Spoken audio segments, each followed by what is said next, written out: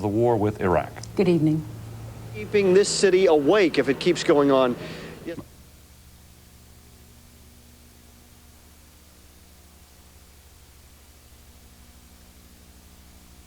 Well, I apologize for that.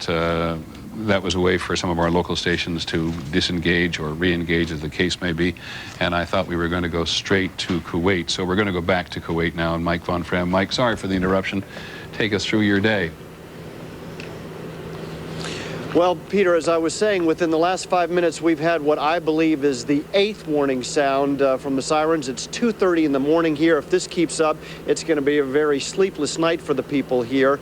It really is nerve-wracking. As you said, it scared the pants off of the people here. What they are hoping, I'm sure, is that as the U.S. forces make their way across the demilitarized zone, this may come to an end. But for today, there has been the Defense Ministry of Kuwait said that there were 2 missiles that managed to make their way into northern Kuwait. That, of course, was not anticipated.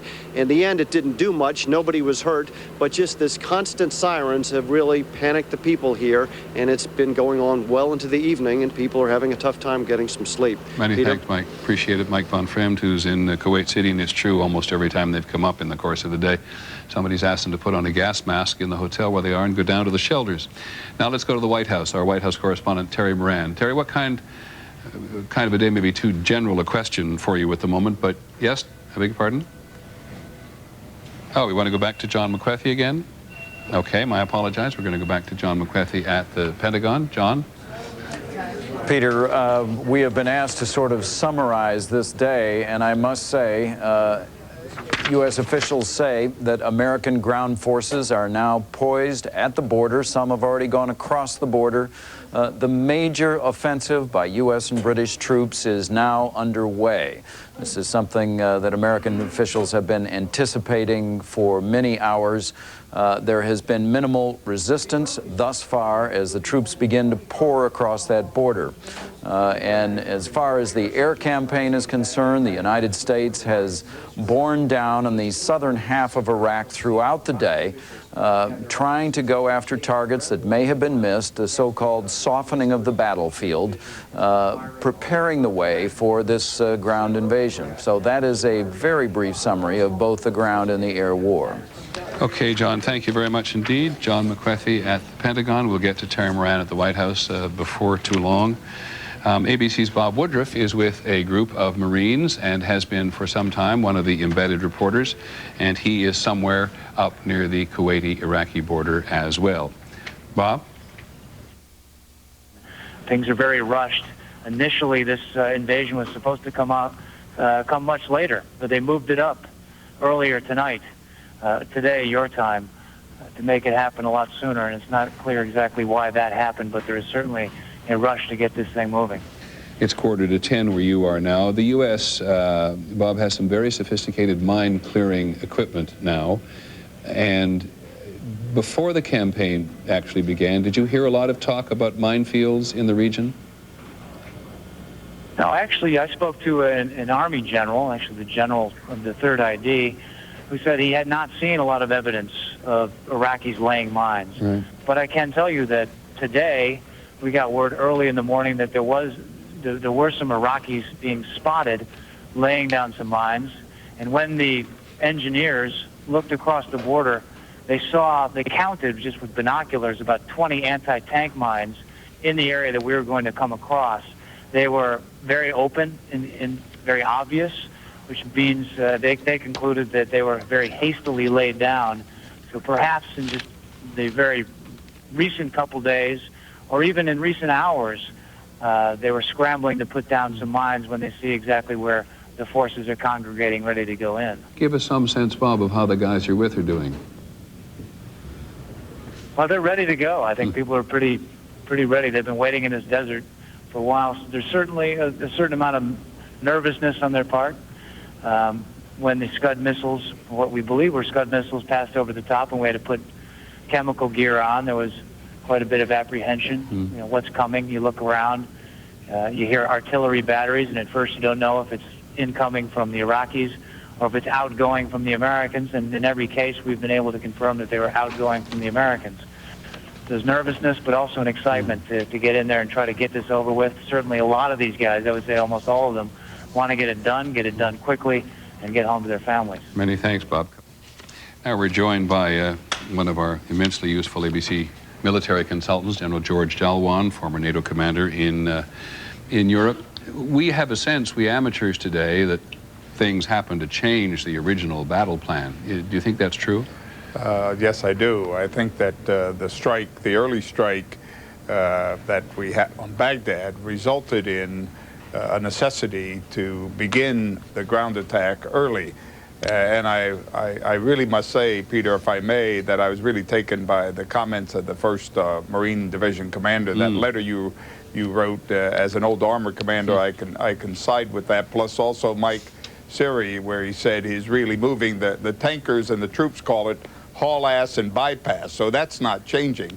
He's moving quite quickly. But I think at the strategic level, we have moved it up. And I think that's the agility you need in the plan. You can't have it scripted. I think you have to go with the flow, as they say, and what's happening. So we're seeing crossing by the Marines, and I believe the 3rd Infantry Division is also moving at this time.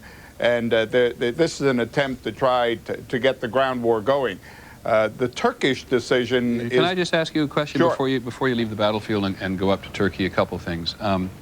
Why do you think it would have changed it? So there was an attack on Baghdad, cruise missiles and F-117s up there. Why would that have changed the rhythm south? Because you did have a response, small though it is, from Iraq.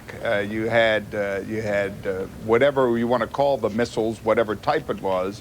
You had an attack. The chaos in Kuwait, the possible attack on our own forces that are in now assembly areas waiting to cross, they're not immune from this.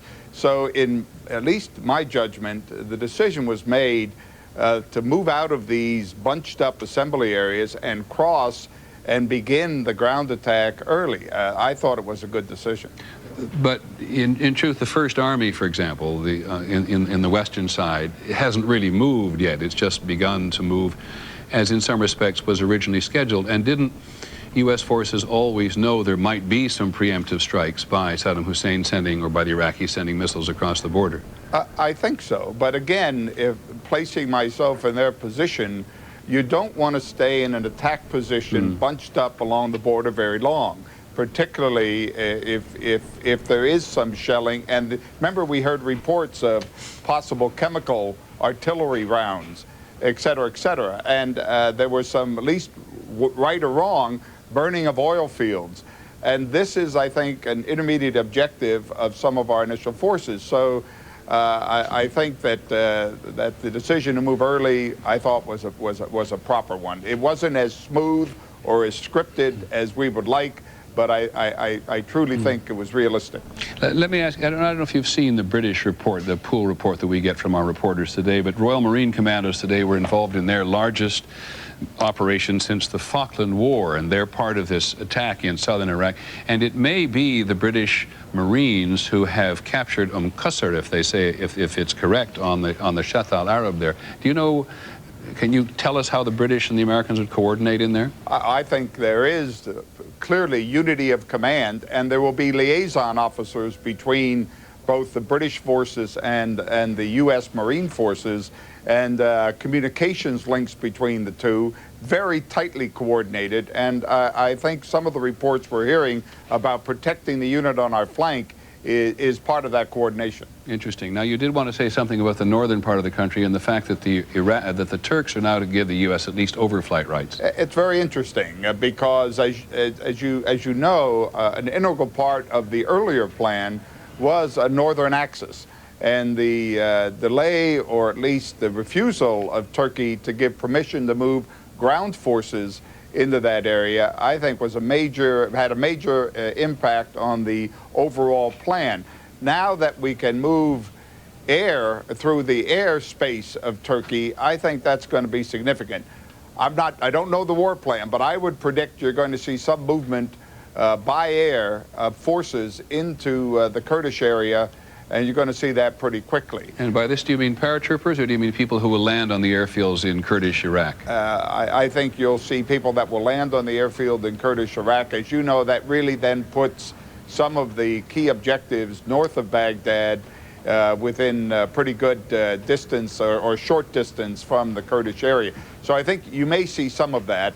And I was very much interested in the basing that we've received, though I know we have not a large coalition, as you mentioned several times, on the ground, but the Bulgarians and the Romanians have opened up key bases in Romania and Bulgaria to be used in this transshipment of units and forces across Turkey. So all of that, I think, is going to come into play. And is that the kind of facility in Eastern Europe, for example, in Bulgaria and in Romania, which gives special forces the opportunity to jump off from anywhere the commanders think necessary? Absolutely, and also big logistical resupply can come through there, and transshipment of men and materiel, and that's right on the Black Sea, and I think it's extremely useful for the forces coming in from the north. Okay, I very much appreciate it. Nice to have you, General John Buenos-Aires. Please don't go anywhere. We talked to Don Daler just a few minutes ago live. He did, in the course of today, manage to put together a videotape package for us of what the day has been like with 101st, and here it is. 1 minute, Lieutenant Colonel Stephen Brooke was trying on his protective gear. The next minute, he was using it. Part of the brigade had just made it back to camp with the heavy equipment they were supposed to be preparing for combat when the air raid sirens went off. They ran for the bunkers and squeezed in. What the hell's this? Bring! As his men huddled in their cramped shelters, Colonel Brooke went bunker to bunker to make sure they were okay. We're going to take care of each other now. Chemical detectors have been placed around the camp within moments of the alert. They registered no gas. Come here. I'll check you out. 30 minutes later, the all clear was given. As a sign of the increased tensions, hours after the first air raid siren sounded, the soldiers were running towards the bunkers again. With no air raid sirens this time, the word had spread that more missiles were on their way. It was merely a rumor, but it showed the high level of anxiety at camp. Vehicles and weapons were abandoned until the word was passed it was a false alarm. On this day, when they were supposed to ready their vehicles and weapons for war, the 101st Airborne found itself on the defensive. Don Daler, ABC News, Camp New York, Kuwait. Now let's change from the war against Iraq to the war against terrorism for a moment. FBI officials are looking for a man. There's a be on the lookout warrant for him all over the United States, who may be, as he's described to us, another Mohammed Atta. That's the man who led the hijackings on September the 11th. This particular man carries many passports. ABC's Pierre Thomas that's his name. Adnan El Shukrai Juma is his name, and among his passports, I believe, Pierre Thomas is Saudi and a couple of others as well. What more do we know about him, and why are they so concerned? Peter, they're extremely concerned tonight, and let me be very specific. He is thought to be an al-Qaeda field commander. He's a pilot who once lived in Saudi Arabia. He's also thought to have trained in Afghanistan under 9/11 planner Ramzi bin al-Shibh. The FBI is also investigating whether he was a part of a plot involving Jose Padilla, a so-called dirty bomb plot. And sources say that he has been identified by Khalid Sheikh Mohammed, the alleged 9/11 hijacker planner and mastermind. Peter? Okay, now, do we know how his name suddenly popped up into either computers or into the middle of intelligence circles? Peter, what we're told is that his name recently came up as part of an overseas investigation. They went to Khalid Sheikh Mohammed, asked him about this particular individual, and he was identified by Khalid Sheikh Mohammed as one of his main operatives. And on the general terrorist alert in the country today, any change since yesterday? Well, Peter, you saw across the country massive security. They're stepping up the security at police locations throughout the country. And also today, the FBI began a campaign to interview 15,000 Iraqi Americans over the next 3 weeks. Are these people they've gone out and actually gone to find for themselves, or have they asked Iraqis, and I think you said there are about 15,000 living in the country, they've asked them to come in and be interviewed? How does the process work? Well, it's supposed to be a voluntary interview. They contact these people. They ask them if they will allow the FBI to come and talk to them. But again, even though it's voluntary, they're trying to get information about potential attacks. They also say that they want to warn these people and tell them to report any hate crime activity, but the real reason they're doing these interviews is to try to get any hint of terrorism in the U.S. And in various places today, I'm not sure it was all here, Iraqi officials in this and other countries have been told you can stay here if you want and tell us everything you know about the Saddam Hussein regime, if not go back to Iraq. Is that correct? Well, overseas they did that, Peter. The approach here in the United States will be a bit more subtle than that. But some people that they have identified as being Saddam Hussein sympathizers, they are going to either ask to leave the country or they're going to say, we're watching you and we know that you support Saddam Hussein. Okay, many thanks, Pierre Thomas. We'll come back to you throughout the evening, of course. But to continue this war against terrorism, reporting ABC's Brian Ross is still with us. There was an arrest today, I believe, in France, and a seizure, right? A seizure of a piece of luggage at a train station in Paris. Authorities in France believe they may have disrupted a plot to use ricin or other poisons against U.S. targets in France or Italy.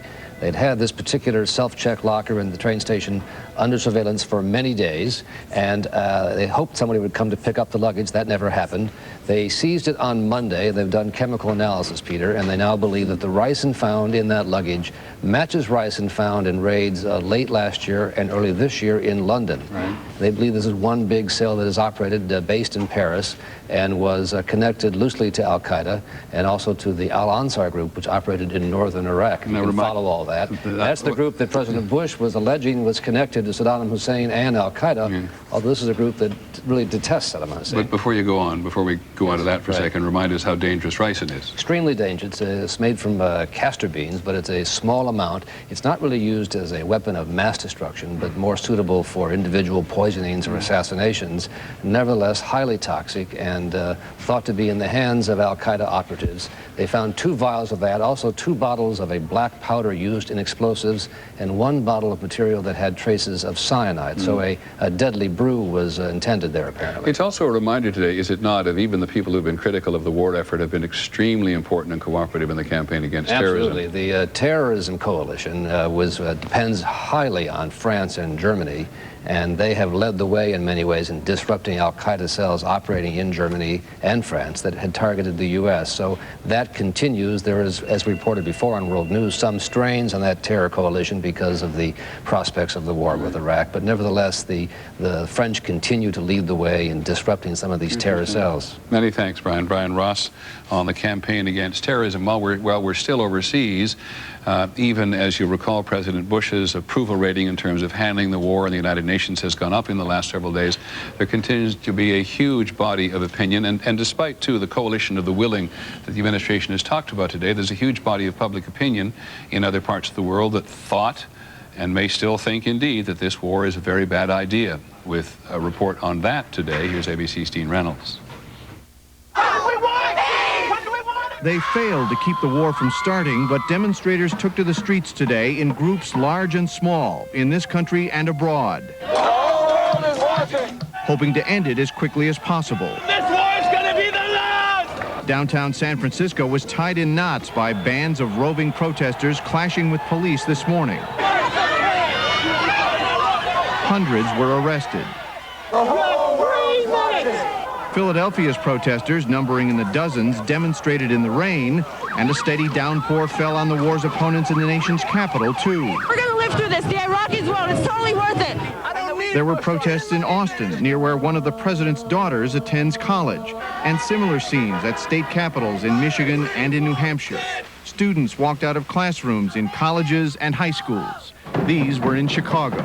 I don't think Bush is going to listen to any of this, but we want someone to hear us. Most of the demonstrators in this country said they were angry with the president and were not trying to undermine American troops, but get them home safely.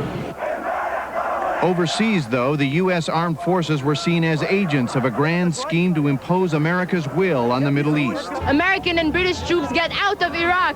Thousands marched in Egypt, which gets more U.S. foreign aid than any country but Israel. The American occupation of Iraq is the occupation of the entire Arab world.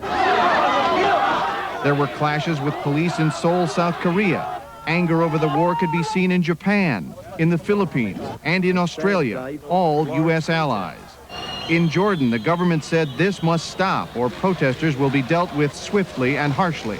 A huge crowd confronted the U.S. Embassy in Jakarta, Indonesia, and big anti-American protests were recorded in Berlin as well as in Moscow. Protesters were there, too, in the shadow of London's Big Ben today, just a few feet from where the British Parliament approved their nation's military role in the conflict. And in Paris tonight, the strains over this war were vividly on display as a crowd mounted an attack on a symbol of America, not an embassy, a McDonald's. Dean Reynolds, ABC News, Chicago. McDonald's always gets it when people are angry at America. It is the ubiquitous symbol of America in so many parts of the world now. It's also happening here in New York City, as well as in many other parts of the country today. ABC's Chris Cuomo is in New York's Times Square. Chris? Hello, Peter. We're here at Times Square, as you just said. It's quiet now, but what made this protest very interesting is how quickly it started. At first, there were a couple of dozen people in the rain protesting, and it soon grew to hundreds, and then closer to 1,000 to maybe 2,000. And it was also interesting in how it was done as almost of a strategic attack protest. They came from the south and from the north, squeezing the police in the middle, right between 42nd and 43rd Street. 3 blocks below, 3 blocks above. They were shouting, "This is what democracy looks like." But soon, it turned from peaceful protest into anger and disruption. But to give the police their credit, they held themselves in check and acted very reasonably, more repelling force than actively engaging the crowd. When you talk to these people, once the anger subsided, the main point with them seemed to be that they don't understand what the war is about. They were saying no blood for oil, but that was a little bit of a simplistic explanation. Once you went beyond that, they were more in terms of puzzled about why we're at war than having problems with the specific reasons. Okay, thanks. Anything else, Chris, there? You say it's gone quiet now, has it? Well, there are still about 1,000 people below 42nd Street in organized protest, but the police are marching them downtown slowly. Okay, many thanks, Chris Cuomo, and undoubtedly one of our local stations will follow them downtown. By the way, no blood for oil from many people who are opposed to the war is not complicated at all. They believe the United States wishes to occupy Iraq in the long term to have the oil. It's just so we understand why they wear those little buttons, no blood for oil. Now we're going to go back out to the region again. You saw a little while earlier, or you heard a little while earlier, Mike Surrey. He is, I think I've mentioned before, a former Marine from California. He went overseas with the Marines. He's been with the battalion company Fox 25 ever since they were deployed overseas. And here is a report that he put together a little earlier. There's no indication of any chemical weapons being used at this time, but we are in full chemical suits. And before we launched the invasion, we had to don our masks at least 6 times over a 4-hour period. We are with the 5th Marine Regiment, now approximately 2 miles inside. We just crossed the border. We are in southern Iraq. They're trying to get as far north as they can before the moon gets too bright. Okay, we know this is now 6:15 GMT time. We know approximately 12 hours ago, some Iraqi, okay, that's a berm, we're through the berm, through another berm. We did have a report that an estimated 30 Iraqis surrendered at the border about 11 hours ago to one of the reconnaissance patrols as they were making their way and scouting the border.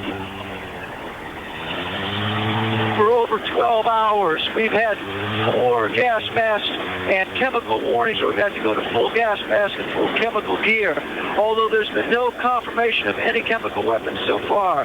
There have been 3 or 4 missile launchings that have made us all don our gear and take cover, and I think those were the incidents that led up to us doing an early invasion. Once they figured we were on the line on the border and started firing missiles, and intelligence indicated that there were tanks up there, the decision was made to go about 12 hours earlier than planned. I would estimate that we're going about 20 miles an hour, which is pretty good speed at night. It is nighttime now, and with all the indications, there's a full moon that's come up now. We're trying to move as quickly as we can before the moon gets too much higher and illuminates our position. We're having a hard time having the other vehicles keep up with us because they are running into ditches and ravines.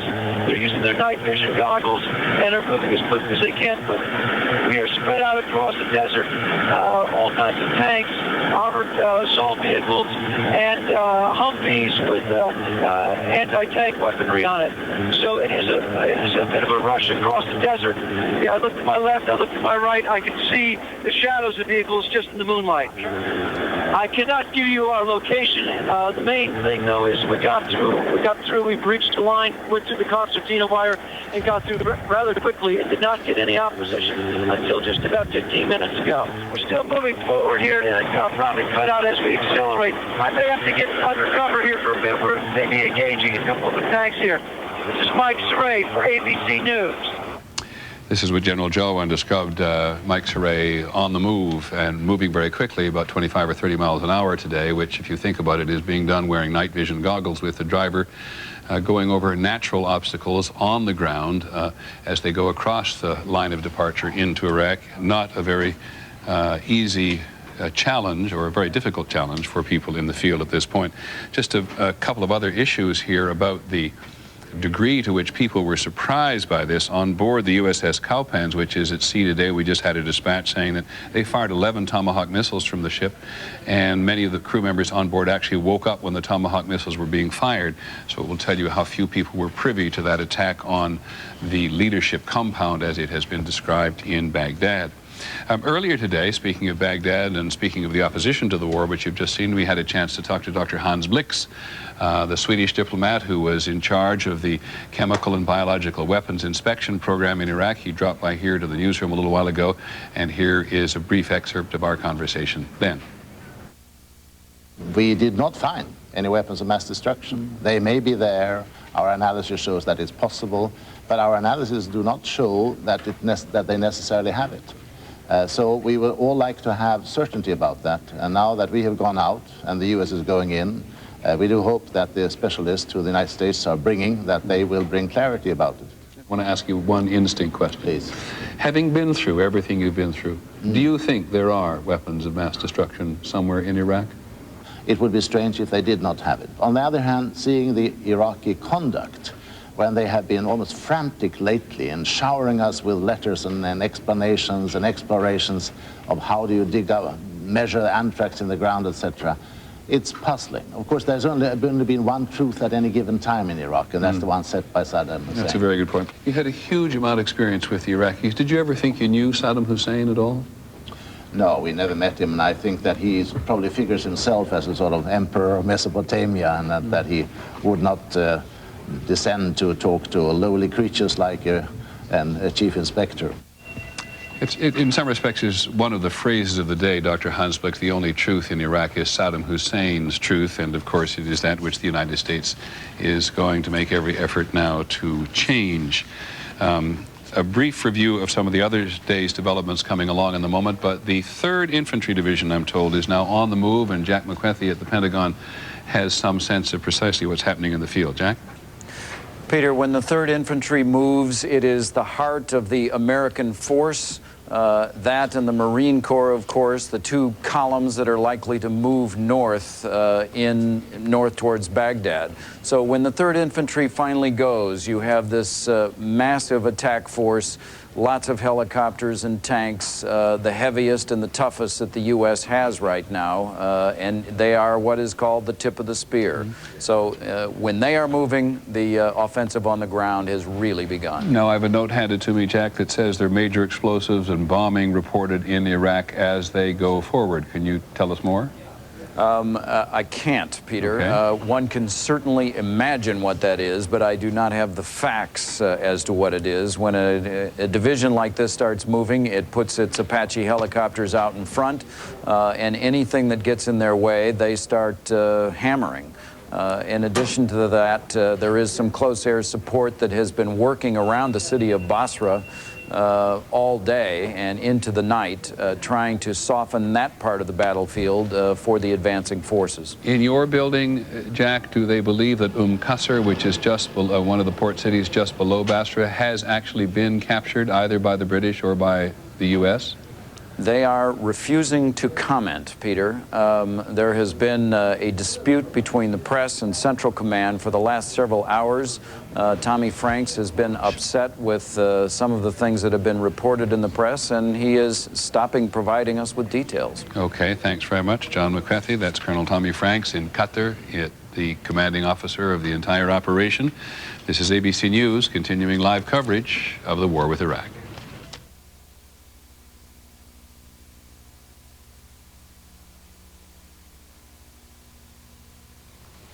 I'm Peter Jennings at ABC News headquarters in New York. You are seeing what would normally be for some parts of the country ABC's World News Tonight, but as you can tell, our coverage has been continuing for many hours and will continue for many hours more. But just to begin this particular period at 7 o'clock Eastern Time, 4 o'clock in the Pacific time zone, a brief review of the day's developments and the U.S. war against Iraq. As of now, U.S. and British forces launched a new round of cruise missile attacks at government facilities in Baghdad. They were launched both from the Persian Gulf and from the Red Sea, both by ships and by submarines, both by the American forces and by the British forces as well. And then U.S.-led forces in Kuwait launched a ground assault against Iraq. We've most recently heard that the 3rd Infantry Division has begun to move within the last few moments. Or last few minutes anyway. And there are reports denied by Iraq and not confirmed by U.S. command that the Iraqi port town of Qasr, which is just below Basra on your map there, has been captured. That's the Fa Peninsula, as they call it there. That is Iraq's only access to the sea. U.S. artillery units, we do know from Kuwait and on the line of departure, as it's called, fired on Iraqi positions during this initial assault, and we are told from our reporters in the field there was reportedly not much opposition. The U.S. is still updating and trying to assess the damage.